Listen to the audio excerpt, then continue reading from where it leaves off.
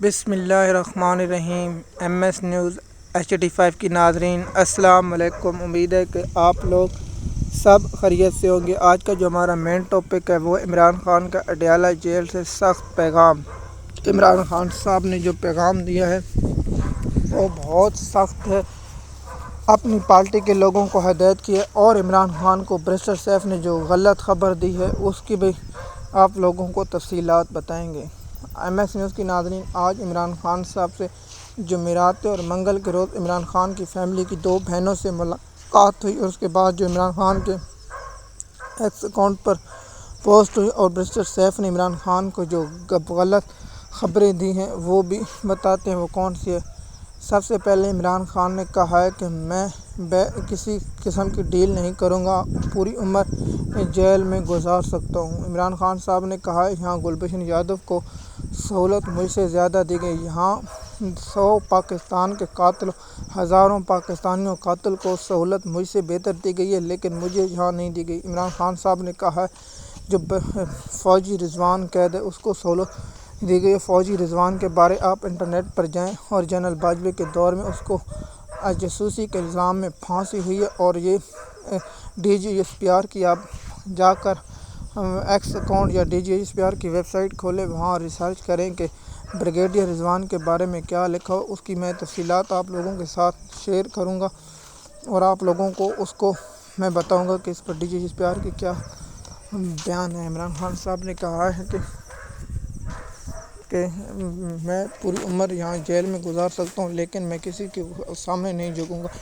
عمران خان صاحب نے کہا ہے کہ بار کی قیادت آپس میں نہ لڑے، اور اگر کوئی ایسا ہوا تو اب میں ان کو فارغ کر دوں گا۔ پرنٹ میڈیا، ایکس پر، سوشل میڈیا پر کہیں بھی اور ٹاپک پر کہیں بھی اپنے اختلاف نہ لائیں، ورنہ میں آپ لوگوں کو پارٹی سے فارغ کر دوں گا۔ کیا عمران خان صاحب ایسا کریں؟ اس کے بعد سلیمان اکرم راجہ کی جو پریس ہے اس کے بعد آپ بھی جانتے ہیں بیرسٹر سیف نے عمران خان صاحب کو کہا ہے کہ ہم نے پنجاب میں بہت اچھا پروگرام کیا، لیکن بیرسٹر سیف نے یہ نہیں بتایا کہ ہم مرزا افریدی کے دربار پر حاضر ہونے گئے۔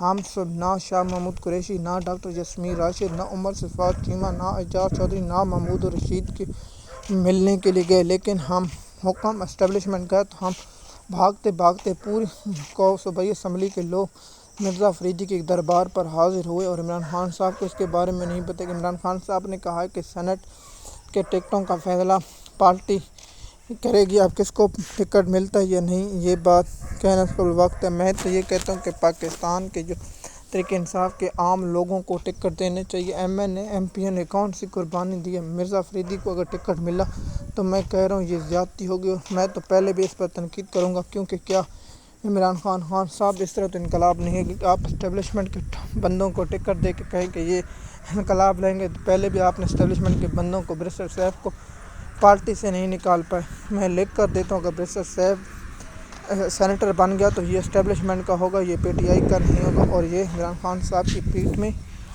چھرا گھونپے گا، اور اس کے بعد آپ سب بھی جانتے ہیں یہ اسٹیبلشمنٹ کے حکم میں چلے گا، اور PTI کے منہ پر لعنت بھیجے گا، اور PTI کے منہ پر موترے گا۔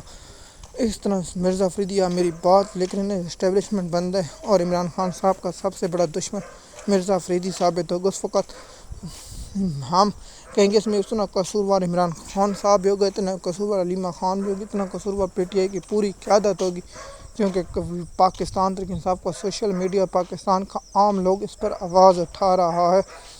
تو اس پر عمران خان صاحب نہ بیرسٹر گور کو ہٹاتا ہے، نہ علی احمد گنڈاپور کو ہٹاتا ہے، جس کی وجہ سے عمران خان صاحب خود قید ہے۔